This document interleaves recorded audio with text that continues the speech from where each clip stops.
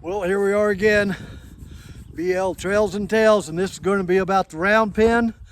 Well, round pen, kids, and religion, and they basically go hand in hand, and how you work on those relationships and things in life. And the round pen, we've been working with these horses. I've been working with these horses back here. And if you'll see them, I don't know if they'll be in the background there in a little bit walking by, but they've been worked. They're a little bit sweaty now. The sacks aren't bothering them. They're given to the weight of the stirrup, so they're flexing at the pole a little bit. So basically they're getting broke without me having to do anything to them. And sometimes, you know, in relationships and with your children and whatnot, you have to use round pen reasoning, and that is get them out of the house, get them off a video game, but get them out, get them exercise. I mean, exercise is good for kids, it's good for their mind, for their body. Get them out, get some exercise, and then when they settle down, just like the horses settle down, then try and give them a little bit of instruction. It's the same thing that goes through the Bible when you know, the Israelites, they had a difficult time. You know, I mean, they were given specific instructions and they kept breaking them time after time, and so they would get disciplined for it. While they were behaving, life was good. You know, God took care of them very well, and when they didn't, well, God gave them a little bit of discipline. And it's the same thing that we have to do with our children and ourselves at times. You know, we need to look at ourselves critically and say, you know, how can I get better? What have I done? I've got a difficulty with this relationship, you know, and it's all her fault. Well, no, it's not. You know, you better take a look at yourself and see what you're doing and what you've done, and if there's something better that you can do.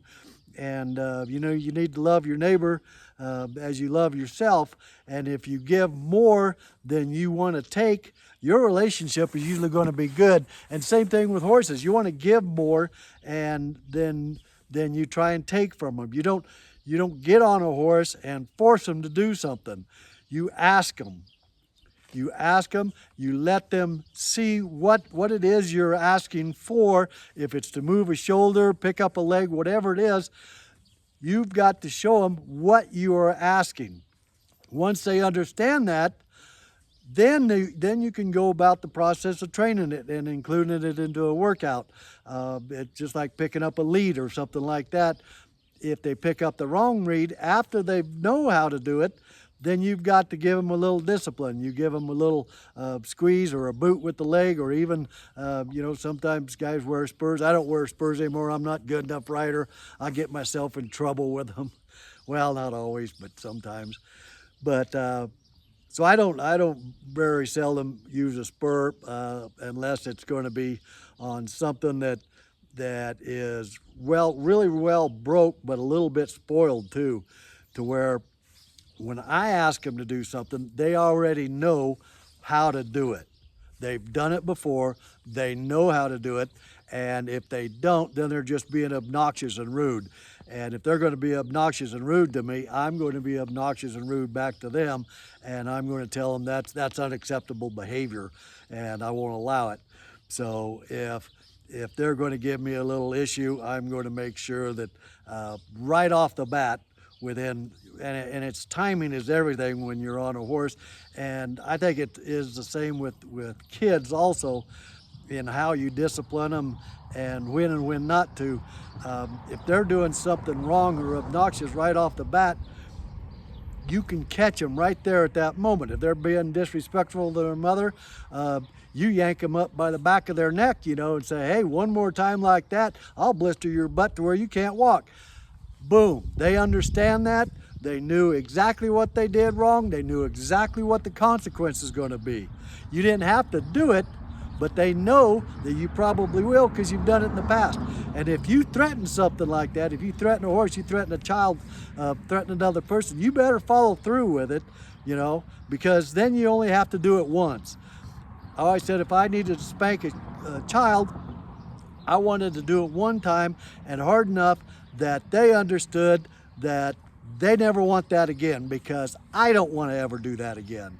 Okay, it's not something any parent would enjoy unless there's something really, psychologically wrong with you that you would enjoy doing something like that.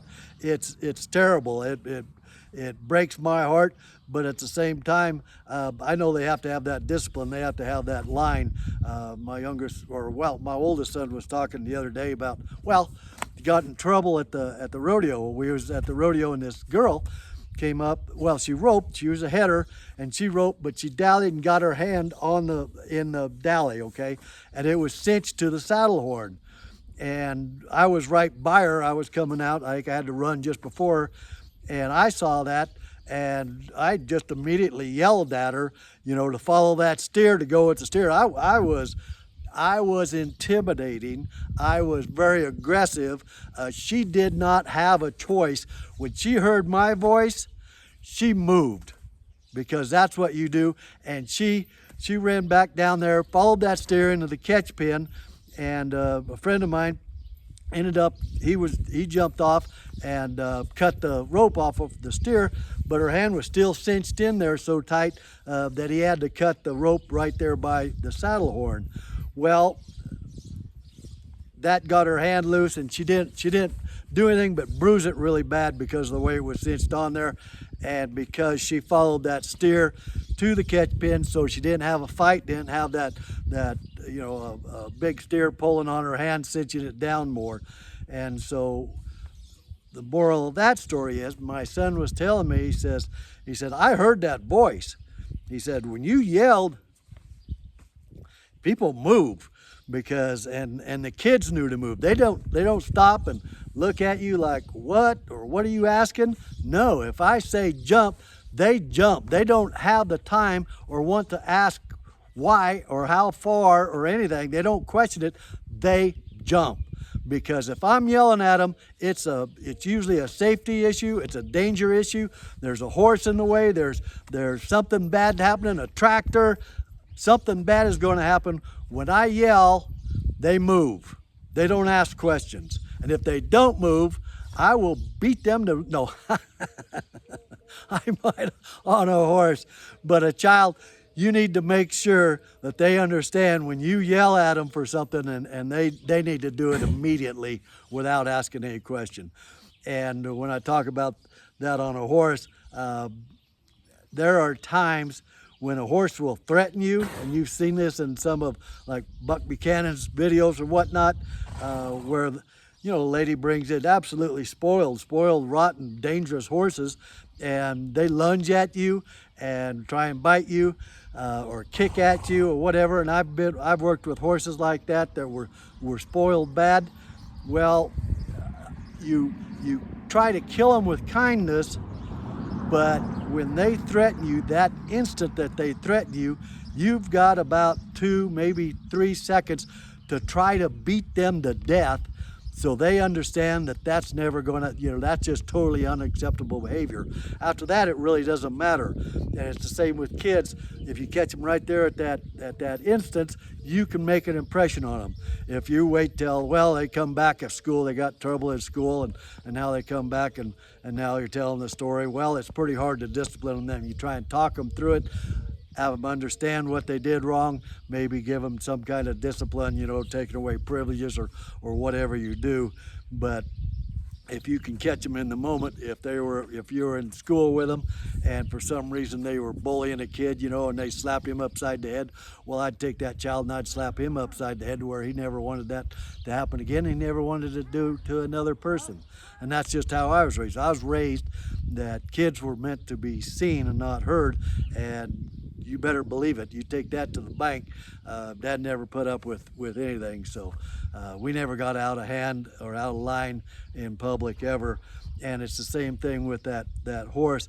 When they lunge at you, when they disrespect you like that, you've got that instance, just as they learn with another horse, that is unacceptable behavior. A horse doesn't hold a grudge like that. When if one of them nips at him and he kicks up, the other one might just try to kill him, but he tries to kill him within about 2 seconds, 3 seconds. I mean, you know, strike at them, kick, you know, just back up, bam, bam, bam, bam, kicking, like saying, hey, do not ever do that again to me or I will blast you, you know. And that's, horses respect that. That's how they get their little pecking order. That's how they learn manners. If horses aren't around other horses, they get spoiled too because they don't have that socialization. And it's the same thing with kids and parents. And I guess when you go back to it in religion and how you talk to your kids and bring them up in to be God-fearing people. Saying that, God-fearing people think, well, that's terrible. You don't want to be fearing your God. Well, it isn't. It's that word back in that day was basically what we would call respect. You respect them. You fear them. You respect them. It's basically the same meaning. And so anyway, that's what I do with horses in the round pen. I could tell a story. I guess I could do that now. My greatest achievement? No, I'm going to save that for later because that was a pretty long story about that Arab mare that I had. I did battle with her for 2 days, I guess, but it was relentless and nonstop. And but I won, and after I did, man, we were best buddies, you know, and stayed that way because it was like a spoiled child. She needed to have that respect and whatnot. And dealt with that sometimes with the kids that we dealt with when we took care of disabled young adults. They'd have issues. They either had alcohol fetal syndrome. Some of them had autism, and some was just bad parents and whatnot. Poor kid one time came so drugged up into the house, and he was actually a big kid, and I guess dangerous. That's why his mother just kept him doped up all the time. And you see horses get that way. You see little kids that way. They put them on Ritalin or something because they're hyperactive in school. They're not hyperactive. They're boys probably, and they need to get out and run. They need to run. They need to have fist fights with their kids, their friends. They do that. Boys do that. They have to learn the boundaries. They have to get that out of their system. You don't do that, and they get it all bottled up in them, and then you start drugging them. Well, that doesn't work. That just exacerbates the problem. You know, it covers it up. It never fixes the problem. Kids need to be out. They need to get some exercise. This young man, he came and sat down on the couch, the sofa there with his mother, and we was there with the state lady, caseworker, and he actually started, you know, kind of coming out of it, and he was going to start trying to engage in a conversation. And mother turned to him and said, "Oh, is your back hurting? Here, have a pill," and just put him back out again. You know, and that's such a disgusting behavior, and it's a cop-out on the parents, and it's a cop-out on society. It's a cop-out when you do that to a horse or a child or another person to try and manipulate them and control them with a substance. You need to kill them with kindness first, and then give them boundaries so they know where to be. This young man stayed with us. I think he stayed with us for about 9 months. Got him off all of his medication. He learned to socialize. He learned to get along. He learned that threatening other people was unacceptable behavior. Of course, I couldn't touch anybody, but I could get in his face, and I mean, I can say that now. At the time, you couldn't even do that probably legally, but I did what I had to do in order to make that kid more responsible, more suitable for society without being drugged up. And it's the same thing with a horse. You take a bad horse, you've got to, like we did down here at the tack room, brush him, comb him, love on him. You know, if I'm not going to hurt you, I'm not going to hurt you, and I'll take that. But if down there he were to strike at me, if he were to kick me, if he were trying to bite me, like I say, within 2 seconds I'd try to kill him. So he knew that was totally unacceptable behavior. And I think we need more of that in society. I think that, well, if you look at the politics of it, Trump kind of does that now, or when he was first in office, you know, at the mother of all bombs, when people threatened him or threatened the United States, he didn't talk about it. He didn't say this is a red line. He just bombed them, say, no, you know what?